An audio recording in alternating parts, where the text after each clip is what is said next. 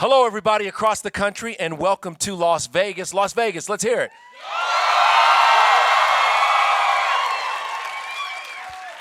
My name is Kevin Frazier. I'm the host of OMG Insider. But more importantly, thank you for loving me, the right Kevin. But there's another Kevin that everyone is here to see, and that is the one and only Kevin Hart. What's up? What's up? What's up? Kev. What's going on, Vegas? What's up, y'all? Look at him. What's up? What's going on? Everybody across the nation watching right now. What's up? What's up, everybody? Did y'all like the movie? I know y'all just saw the movie. Did you like it? That's good. That's good. Kev, here's what I want to know right off the bat. Whatever you want to know, man. We're about to get it. Let's get into it. Okay, let's get it. Turn up right now. Turn up right now. You told a lot of stories, and you said a lot of them were true. Mm-hmm. If they're true, you live a crazy life. I do, man. I do. You know, here's the thing about me, Kev. Tell me the thing about you, Kev.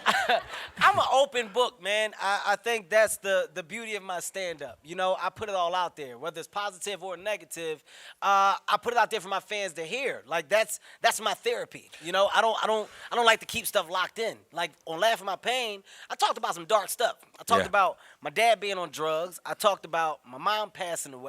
I talked about me first going through my divorce. These are things that people don't necessarily find funny. But I have a unique way of telling my life, and people would love to laugh at it, whether it's dark or not. It's kind of messed up on y'all side, to be honest with y'all, for laughing at a lot of stuff that I tell you. But at the same time, man, it's great for me because there is no secrets, and I think it's what makes me relatable. And that's why my fans genuinely love me and come out and support me the way that you guys are now, because you feel like you know me, man. It's good. Yeah.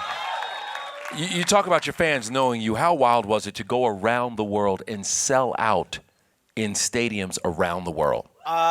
Dude, I mean, I can't even put that into words. We went all over the country, as you guys saw, and the fact that, you know, I was there to make people laugh, and I had people of all races, shapes, and sizes coming out to my shows, sold out shows. I mean, we went to London. I sold out the O2 Arena, 16,000 people, and I was dumbfounded by it. I was like, I can't believe that I sold out the O2 Arena. So you don't realize what you're doing while you're doing it, but after I was done with this movie, I sat back and watched it, and I was like, this is historic. This is some stuff that I'm glad that I was able to share with you guys, because you can't be there with me. So my reason for making this film was to show you my journey and show you all that I've done in this past year, which was a lot. I was in Copenhagen. Copenhagen, man, making people laugh. Like, dude, I was dumbfounded.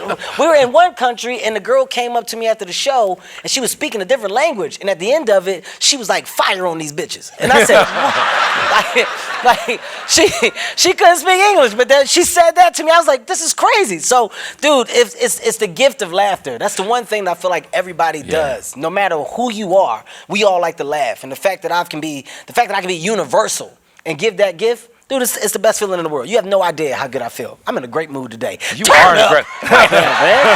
Turn up. Right. Hey, where did you come up with the whole fire thing? Whole fire? Tell how it started. Well, we were doing these shows, man, and the shows were so big because they were arenas, and I was like, I want to do something different.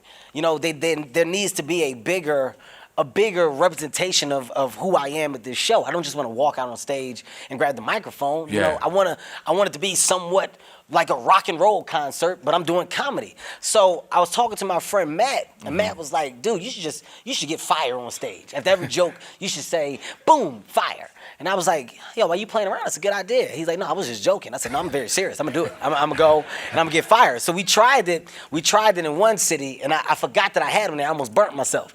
I almost pulled the Michael Jackson, set my hair on fire, because I forgot where they were. And I was like, get fire on these bitches. And it's like, woof. And I was right next to it. I was like, and I had to dodge it. But it ended up becoming a good thing. Each city, it got bigger and bigger, and the production got bigger and bigger. And as you saw at Madison Square Garden, we went all out, and the flames were like 15 feet on stage. So it was crazy, man. I want to know about traveling around Europe with your boys on a bus. How crazy is that? Because you're grown men. We're grown men smells. Yes, no. My friends definitely don't wash properly. You know what, man? We're friends who've started who started from the bottom. No pun intended from Drake's song. That's what I was gonna say. These guys have been with me since day one. You know, we started out doing small colleges and small comedy clubs together. You're looking at a team that's been going right now for 4 to 5 years. But the good thing is, there's no room for error because there's no egos. You know, I don't look down on them. They don't look up at me as if I'm some god. You know, the reason why I think nobody looks up at you. Well, Kev. I think Okay, a couple people. You know, go ahead. No, a couple people I'm taller than have looked up every once in a while. I'm with but you. Okay, go ahead. the beauty of it is when you got real friends and you got genuine people around you, you get real responses from any effort that you put forward in life. Yeah. And my friends don't sugarcoat anything, man. And that's why I keep those guys around me. And I've turned those guys into businessmen. I mean, you're looking at my company. That's Heartbeat Productions. So I took guys who at one point in time were just my friends and hanging out, and I've made these guys writers. I've made these guys producers. I've made these guys showrunners. And together we form Heartbeat Productions, where now we're a force in Hollywood. We demand respect in Hollywood. So that's what I'm proud of. Hey, that is fantastic. Let's take a couple of questions from people watching all over the world. Evan on Facebook wants to know, who are your favorite comedians? Who are my favorite comedians? Well, Evan, that's an unfair question because I'm a student of comedy, man. So this is a long answer for me. You know, I love what Richard Pryor did for stand-up comedy. I think Richard Pryor was way ahead of his game, man, ahead of his time, rather. You're looking at somebody who basically put all of his life's problems out there, whether they were good or bad, and people loved him for that. Eddie Murphy came up and did the same thing. These are guys that you know because of what they told you on stage. Bill Cosby, the same thing. George Carlin, rest in peace. Bernie Mac, rest in peace. You know, these are all people who have paved the way. Chris Rock, great friend of mine, also a mentor, one of the smartest guys that I know that are doing comedy. Jerry Seinfeld, a friend, a mentor. Like literally, my list goes on because you're looking at people who have nothing but a microphone on the stage and they make it look cool. You know, they make it interesting and it's entertaining. So for me, I'm a fan of those guys and I'm happy that they have paved the way for me to be here and do what I'm doing for you guys today. But if they didn't do what they do, I definitely don't have the opportunity that I have now. And by the way, you are now in that list because you're an innovator. It's the people who can innovate and change it. And I think that's what people see when, you know, go out and tell your friends, go see Let Me Explain, because it's innovation. It's taking comedy to the next phase. Thank you. All right, I want to remind everybody out there, whether you're watching in a theater, whether you're at home on live stream, please log on and send a question to Kev. Let's go to Steven on Twitter. How much material is based on your real family members and how mad are they? Well, all of it. It's all based on my real family members. What I do is I just change the names so they can't sue me. Has somebody come to you and like, Kev, I can't believe you told that story? No.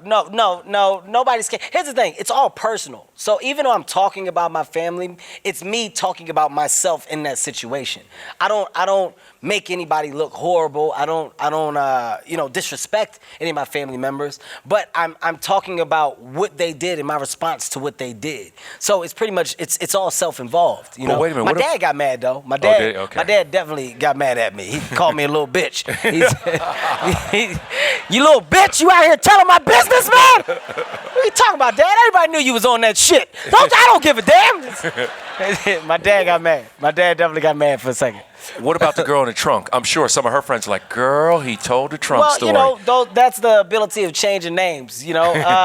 My past relationships, you know, I've learned so much from it. I've got positive memories, I've got negative memories, but it definitely happened. I definitely had a woman in my trunk before. I don't need to specifically say who it was. It was a scary day for me, I'll tell you that much. I don't know how you would react if you popped the trunk and saw a human being looking at you with an attitude and then don't even address what they did. Like, I'm not bullshitting. She got out and took off as if I didn't see her. And I was like, this can't be happening. Like this, dude, I've had some of the craziest things happen to me in my life, from relationships and family. Like, it's not a joke. That's really what has happened to me. Wow, Kev. That's what I'm saying. Your life is crazy. You need to explain. Well, I don't think you should judge me. I just think that you should. That's a good point.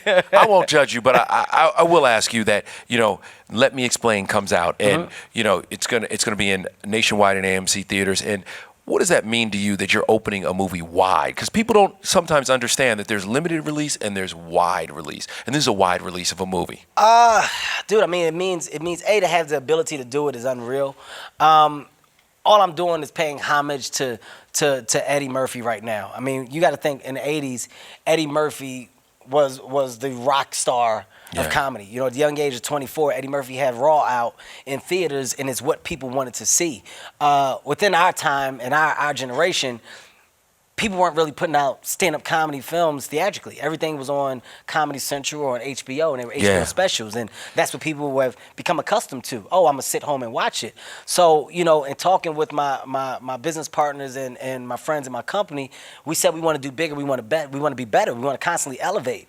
And with Laugh at My Pain, we took a risk. You guys got to understand, you know, this is all me. This is all me doing this myself. You know, we took a risk with Laugh at My Pain. I put up about $700,000, and we shot it. And, that's a lot of money, by the way. Well, you know, I'm not talking about the money being small. I'm saying the risk was I wanted to gamble on myself. Yeah. I didn't want anybody else to take the opportunity to gamble on me. I said, I'll do it, and if I lose, I'll look up and I say, at least I did it going out with what I felt was going to be a success. So AMC Theaters were gracious enough to allow me to go in and just distribute my movie strictly in AMC Theaters with Laugh at My Pain.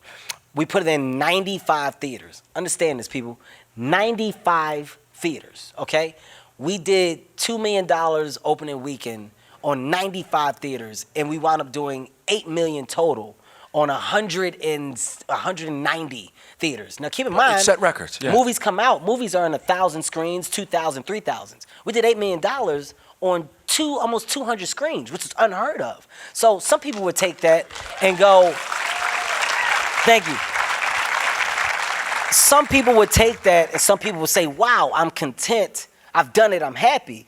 I wasn't content with that. I said, this can be the start of bringing back what Eddie Murphy once did. So now I need to do bigger and better with Let Me Explain. So the whole time we were touring, the whole conversation was, how do we make it bigger? How do we make it better? And then Madison Square Garden came up. Mm-hmm. When Madison Square Garden came up, I'm dropping another bomb on y'all. This is why I cried at the end of this damn movie.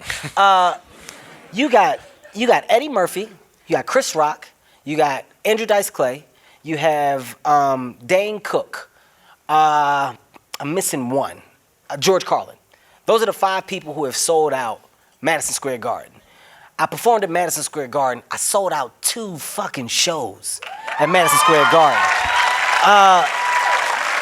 It's unheard of. It's unheard of. So while doing it and thinking about the theatrical release, I said, we have the opportunity to make history right now. I can be in the history books. I don't wanna go out and do a limited release again. I want to do a wider release, but at the same time, I want to contain it because I want to own it. I want to own my own content because I'm now realizing that I can become a business, but not a business that's just self-involved. I can be responsible for putting so many people in a better place within producing my own films or doing my own movies. So this is just an example of what's to come for me. I can't sit down, people. I work too damn hard.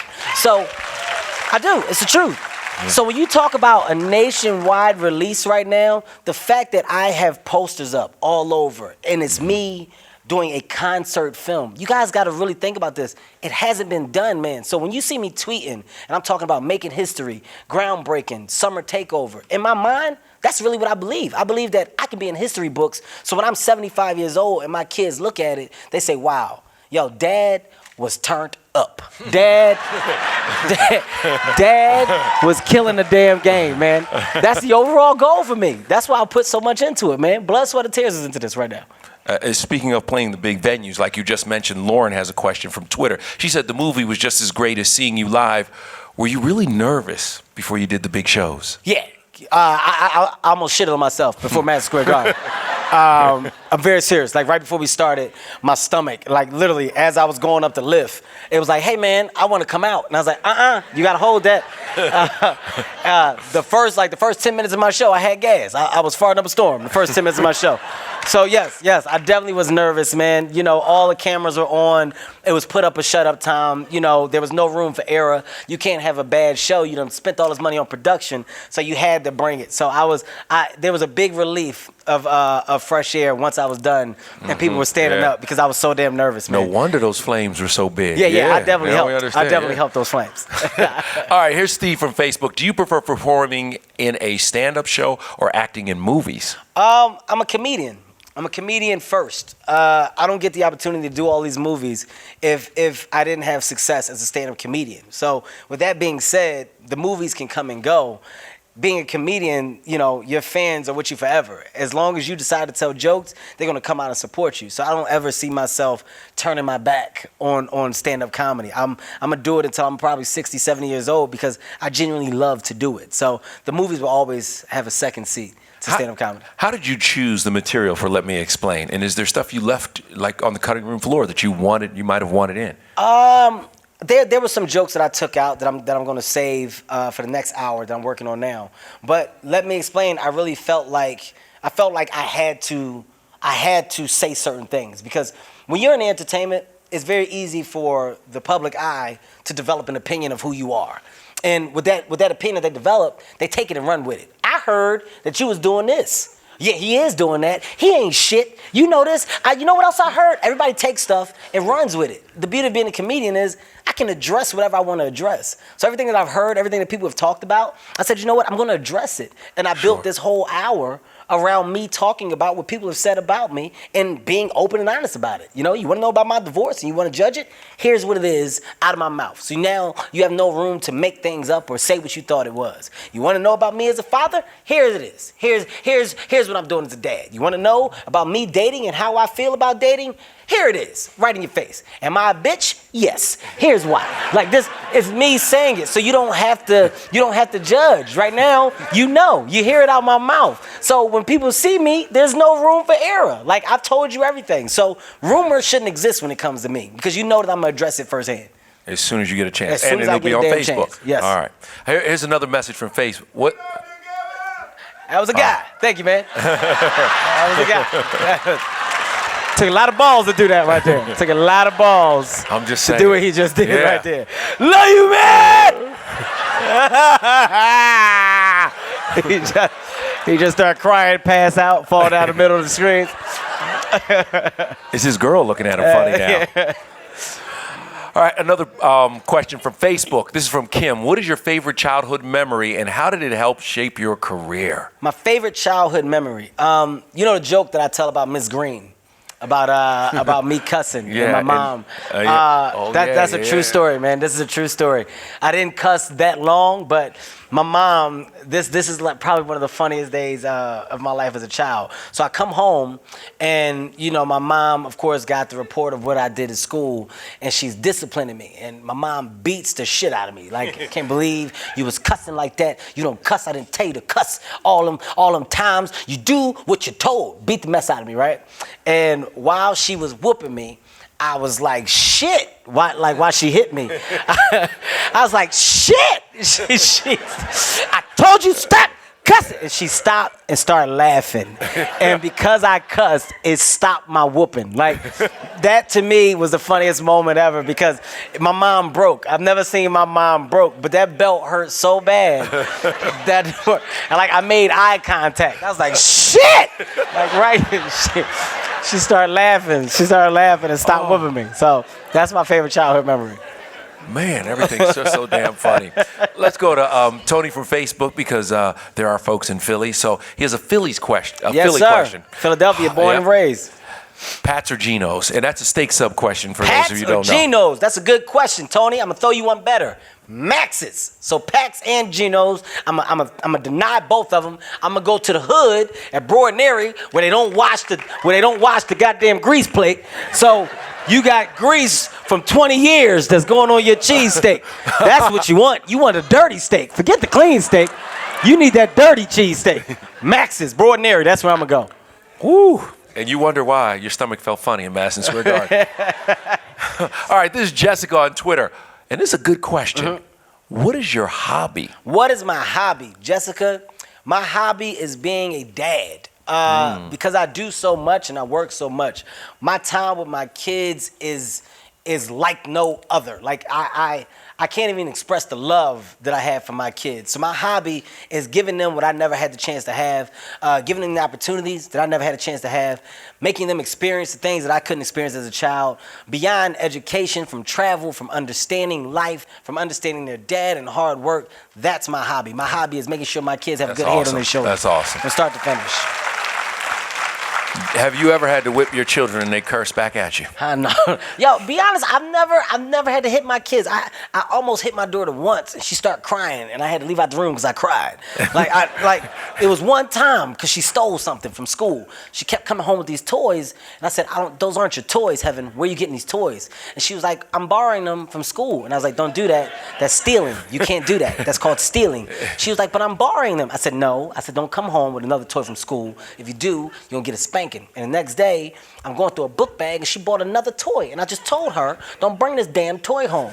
So I was like, I had to man up. I'm like, yo, I got to confront her about this. I'm talking to my girl. That's tough. She's like, babe, all right, well, you got to spank her. I said, well, yeah, I'm going to do something because I'm mad. So I go talk to her, and I'm like, Heaven, didn't I tell you not to bring no damn toys back to this house? And she looked at me. She was like, I'm so sorry, Dad. And I was like,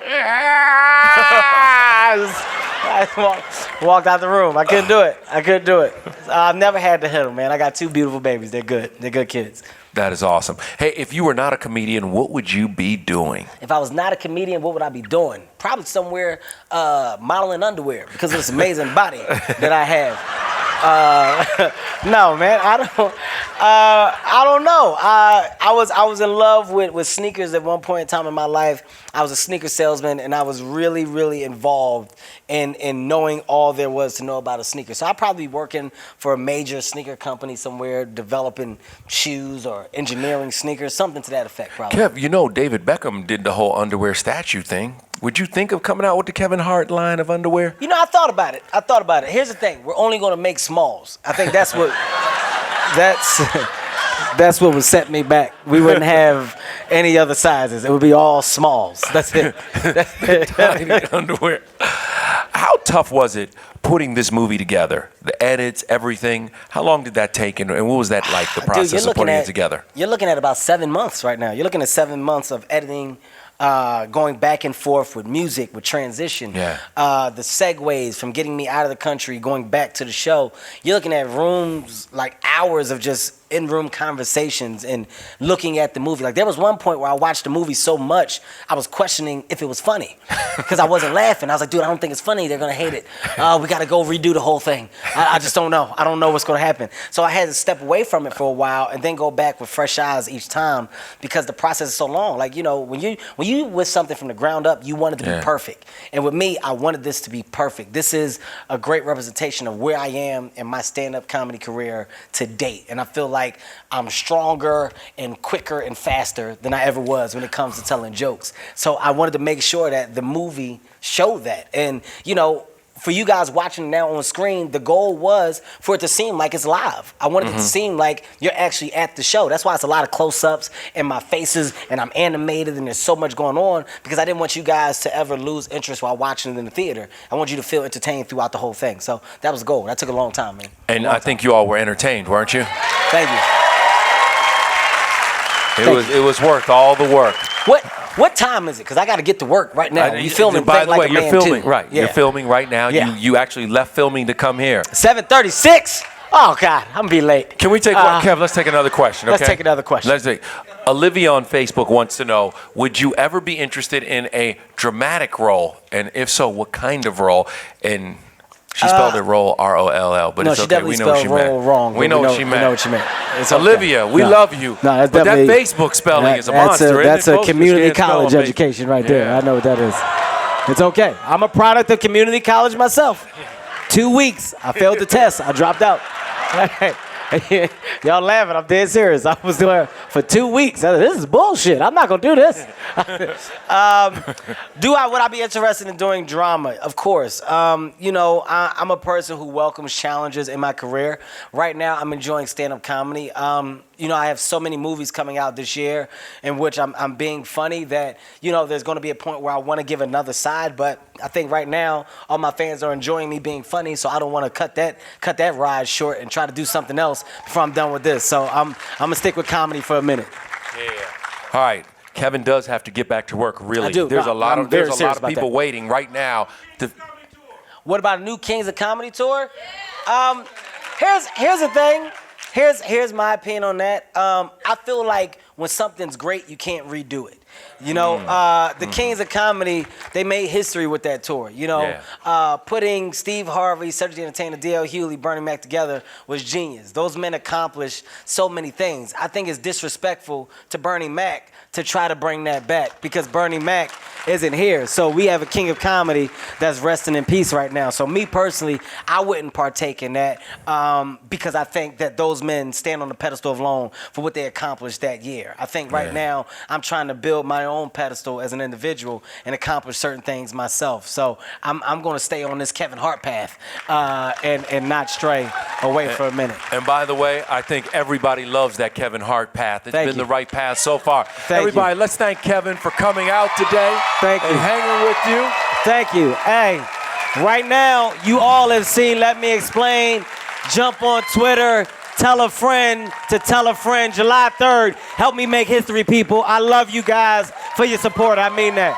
Thank you. Y'all be safe. And thank everybody out there in the AMC theaters across the country. Kev, you go to work. I'm going to work, Kev. I appreciate you, man. Thank you, Las Vegas. Thank everybody across the country for joining us. Thank you, AMC theaters. We'll see you later.